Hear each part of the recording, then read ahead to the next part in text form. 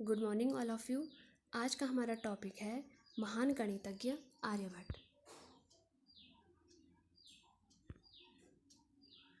आर्यभट्ट के बारे में हम जानते हैं। इनका जन्म सन 476 ईस्वी में भारत के कुसुमपुर पाटलिपुत्र में हुआ था। इनके पिता का नाम श्री बंटू बापू अठावले बापू था। इनकी माता का नाम हंसाबाई अठावले था और इनकी मृत्यु 74 वर्ष की उम्र में दिसंबर 550 ईस्वी में हो गया था। आर्यभट्ट ने आर्यभट्टीय नामक ग्रंथ की रचना की थी। यह ग्रंथ गणित तथा खगोल शास्त्र का है। आर्यभट्टीय में इनके द्वारा बीजगणित तथा अंकगणित व त्रिकोणमिति के कुछ नियम भी बताए गए हैं। यह नियम कुल 33 हैं। यह पुस्तक प्राचीन भारत के विशेष किताबों में से एक है। यह रचना आर्यभट्ट ने एक कविता के रूप में लिखी थी। आर्यभट्ट उन सभी व्यक्तियों में पहले स्थान पर हैं जिन्होंने बीजगणित का प्रयोग किया था। आर्यभट्ट की गणित में एक महत्वपूर्ण योगदान है, जिन्होंने पाई की खोज की थी और पाई की इन्होंने वैल्यू भी दी थी। अंकों को चिन्हों द्वारा लिखना इन्होंने शुरू किया था।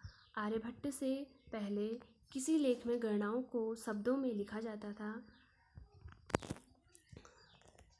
पर उन्होंने घटनाओं को आधुनिक नंबर सिस्टम में लिखना शुरू किया।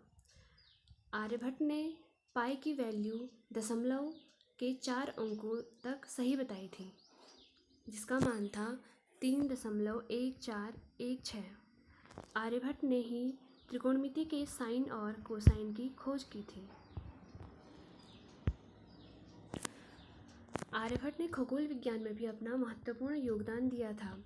आर्यभट्ट ने खगोल विज्ञान में सबसे पहली बार उदाहरण के साथ यह घोषित किया था कि स्वयं पृथ्वी पर अपनी धुरी पर ही घूमती है। आर्यभट्ट ने ज्योतिष शास्त्र के आजकल के उन्नत साधनों के बिना जो खोज की थी, यह उनकी महत्ता है। कोपरनिकस ने जो खोज की थी, उसकी खोज आर्यभट्ट ने 1000 वर्ष से पहले ही वे कर चुके थे। गोलपाद में आर्यभट्ट ने लिखा है, नाव में बैठा हुआ मनुष्य जब प्रवाह के साथ आगे बढ़ता है, तब वह समझता है कि अचर वृक्ष, पत्थर, पर्वत, पदार्थ उल्टी गति से जा रहे होते हैं। उसी प्रकार गतिमान पृथ्वी पर से स्थिर नक्षत्र भी उल्टी गति से जाते हुए दिखाई देते हैं। इस प्रकार आर्यभट्ट ने सर्वप्रथम यह सिद्ध किया कि पृथ्वी अपने अक्ष पर घूमती है।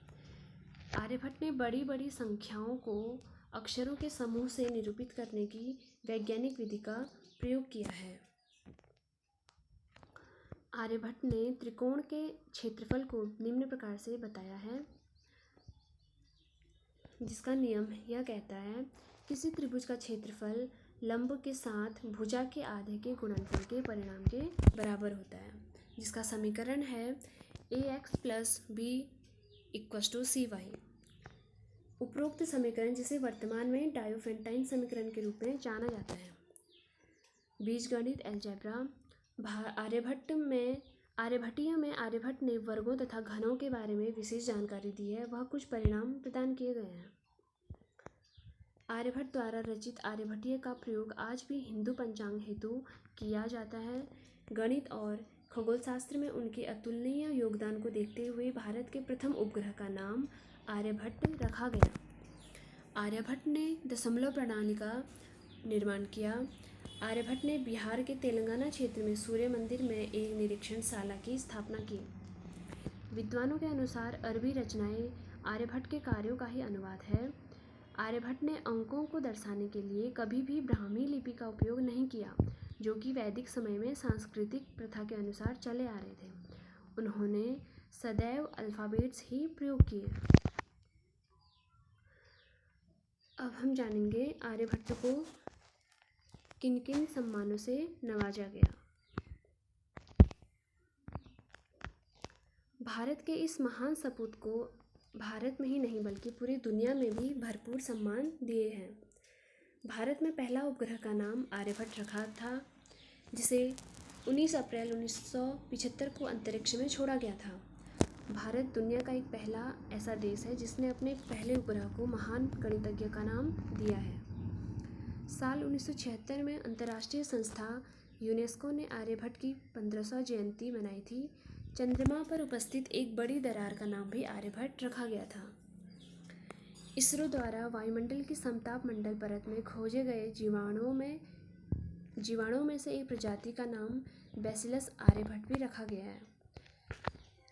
नैनीताल के निकट स्थित एक वैज्ञानिक संस्था का नाम आर्यभट्ट के सम्मान में आर्यभट्ट प्रशिक्षण वैज्ञानिक अनुसंधान संस्था रखा गया है। Thank you.